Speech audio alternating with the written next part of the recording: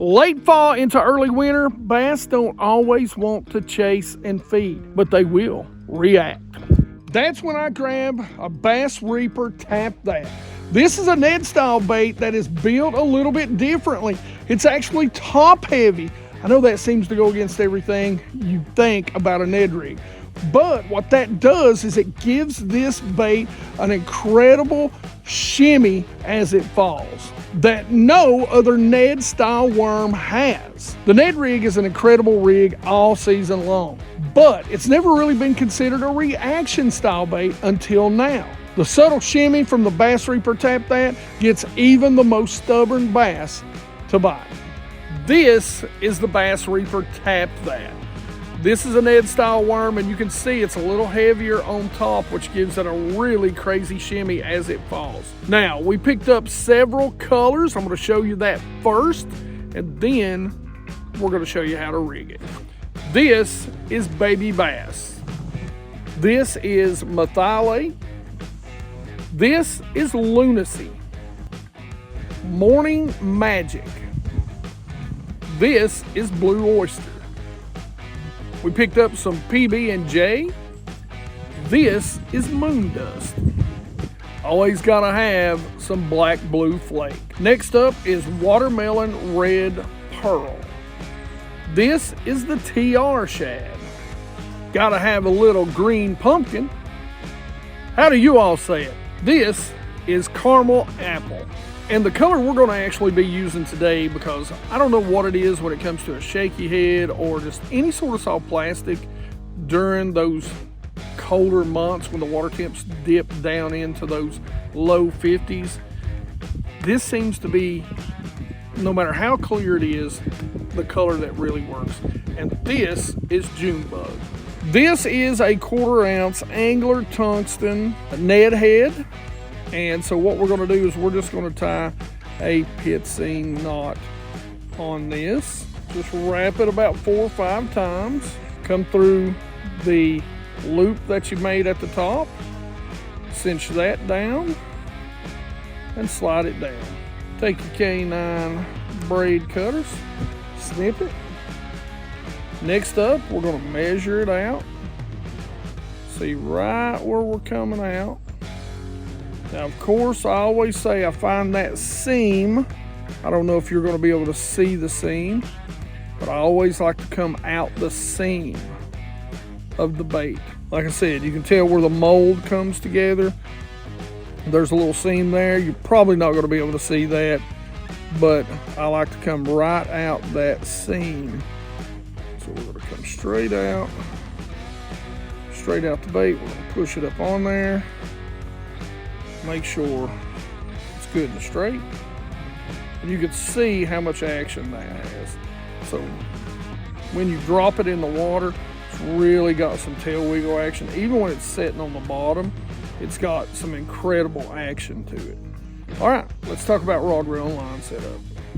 All right, geeks, it is getting to be the cold weather season. And in the cold weather season, a lot of things can happen. They're dropping the lakes where I'm at, so there can be a lot of floating debris in the lakes, especially if it's dropping, we get a little bit of rain, it raises a little bit. So number one, be wearing your life jackets. It's cold out there and hypothermia can get you really quick. Secondly, let's make sure you've got your boat covered.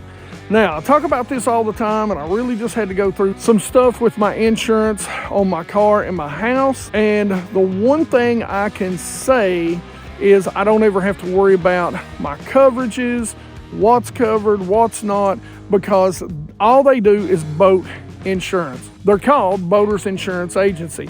BIA, make sure you go check them out.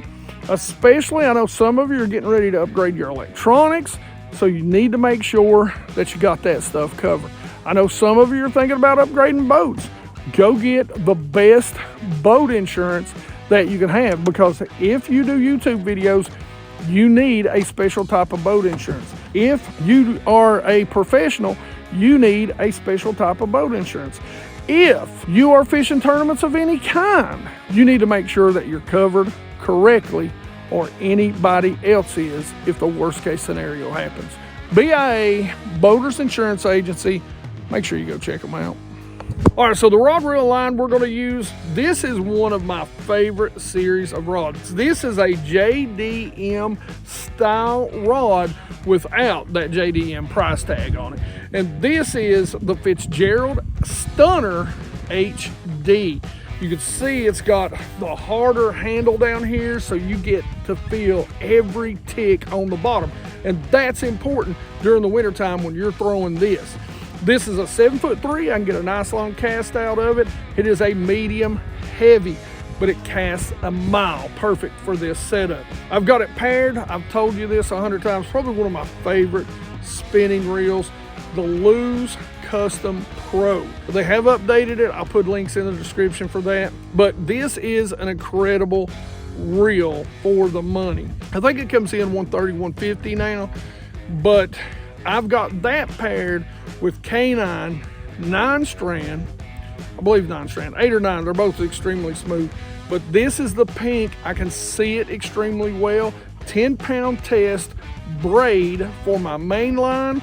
And then I've got 8-pound test Pro 100, 100% fluorocarbon. And I've got a 10% off discount for K9. If you haven't seen their new JDM silk braid, you better go check it out. It is phenomenal. So let's talk about location for Ned rig. Is there a bad spot to throw a Ned rig? Probably in some heavy cover if you're fishing there with an exposed hook like this. What I like to do this time of year is really find those banks that have gotten the sun all day. So those banks that are really facing the east side banks or the north side banks where you're getting a ton of sun. They got a little bit of rock on them because it's going to hold those bass a little bit more. Those points, those humps that are going to face, that are going to get that sun pretty much all day long. They really heat up, and later in the day you can really catch some big bass doing it. Seems like this time of year the best bite is the evening bite, so that's something to kind of keep in mind. And like I said, the locations, we're going to talk about first third of the major creeks out to the main lake. We're going to fish the main lake this time of year. At least in my area. In your area it may be different. If you're up north, the shad probably have moved out and it's all main lake. If you're down south, they may still be in the backs of the creeks. What I love about the BassReaper Tap That is that tail. So I like to throw it out there, drag it a little bit, and quiver. Just shake the slack in my line because that tail just quivers on the bottom and it looks like something dying. And when it comes to you, I'll just give it a little hop. And that's how you get your reaction bite. Let it sit on the bottom and just quiver that tail and then just give it a little hop. And that is what's going to fire those bass. They just can't stand it. They can't stand it. They see that thing over there just vibrating. They come look at it, and then you just give it that little hop. They just reach up and grab it. That is the best retrieve for this little bait. Now, as I always say when it comes to fighting the fish, and we talk about fighting the fish because I have been in the boat with so many different guys who are just slacklining spinning rods, who are laying into bass, trying to get them in the boat fast. If you've got your rod reel and line set up, which is why we give our rod reel and line setups, you can take your time getting them into the boat. Now I understand if you're in a tournament and you're trying to hurry, but if you want the bait to work correctly to get the most bites, you have to have the setup correct to do that. So this is a bait I would definitely take my time on, especially with a bigger bass. You know, we're using 8-pound test line. They're going to be colder this time of year. Water temps 53, that's pretty much winter temps where I'm at, and dropping. So we're going to fight that fish. We're going to get him to the boat.